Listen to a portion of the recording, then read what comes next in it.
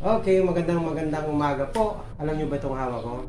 Ito yung tinatawag na ubod ng saging ng Saba.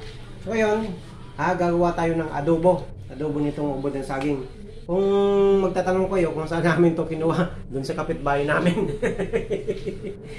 Wala kasing gulay. So ngayon, ako magugulay tayo. Sabi, saan ka kukuha ng gulay? Ako marami dyan sa kapitbahay. So, ito rin. Sasabay natin doon sa adobo. So alam niyo, sa panahon ngayon, ito yung mga pinagbalatan ng saging ng Saba. Yung kinain ko kahapon. Nilagay ko lang sa rep. So ngayon, makapakinabangan pa to. Gagawin nating adobo! So ngayon, ito yung ating saging. Yung ubod po to, yung sa pinakamura. So, pipirasuin lang natin yan, ng pinong-pino. Pwede nyo hatiin muna. Alam niyo ba kung magkano to, mga master? Sa ibang bansa, napakamahal ng ubod ng saging. Sobra. So dito sa atin, wala lang, binabaliwala to eh. Yan Yan ang ubod ng saging. Kung ang kawayan may ubod, meron din ang saging, siyempre. Yung puso nga ng saging kinakain. Saan galing yung puso? Isa banana. O di pwede rin kainin yung kanyang puno. Yan. Ipisan nyo lang. Yan. Okay? Manipis na manipis lang. Para mangat-ngat nyo mamaya. Okay?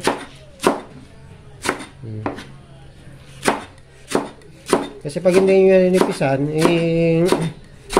medyo matigas. Okay? Alam nyo bang napakasustansya nitong ubod ng saging? Kung hindi na kayo tinitigasan ng kalamnan, ay nako, kita nyo to. Masyadong titigasan kayo ng yung kalamnan. Okay? So, tayo wala masyadong memory. So, abangan nyo na lang. Ang gagawin natin nito, bababad natin sa asin para matanggal yung katas niya. Saka na, pipigaan natin. Parang gulay ka ng puso ng saging. Ganun lang, ganun din dito. Pwede nyo ito gawin na prito. Ganito. Ensalada ba yun? Nilalagyan ng itlog. Pwede ito. Ganun, gawin. Yun, gagawa din tayo ng ganun. Isang adobo at isang prito na saging. Mamaya, ipapakita ko sa inyo. Marami na tayong mga gagawang putahe nito. Alam mo naman ang ship-shipan. Maraming paraan. Okay? Para mabuhay sa mundo. Napakasustansya nito. Grabe. Pag matigas na, huwag mo nang kunyan yan. Kukuhain. Yan o. Kung ubod lang ubod lang. Talaga yung malambot na part. Yan o. May dahon na to eh. Tapon na natin yun. Okay, mamaya abangan nyo. Sabi ng aking panganay, huwag ko na daw i-adobo. Gawin ko na lang na torta. Tortang ubod ng saging. Ito po. So, nilagyan natin ng itlog yan. Yan o, may itlog. Saka kunting karni ng manok o baboy. Yan. Tapos, bawang, sibuyas. Kung may dahon kayo ng sibuyas, yun. Lagyan nyo. Paminta. Kunting asin. Yan. Okay? Yan lang po. Tapos pwede nyo pretuin. Yung pagiging sticky niya, yung parang gumagawa kayo ng ukoy. Yun. Tama-tama lang. O kaya yung burger patty. Yan o. Okay, mamaya pipretuin na po natin to. Abangan nyo ang ating ubod na saging. Tortang ubod ng saging. Yan po. O yan o. Nako. Diba? May gulay na tayo. O.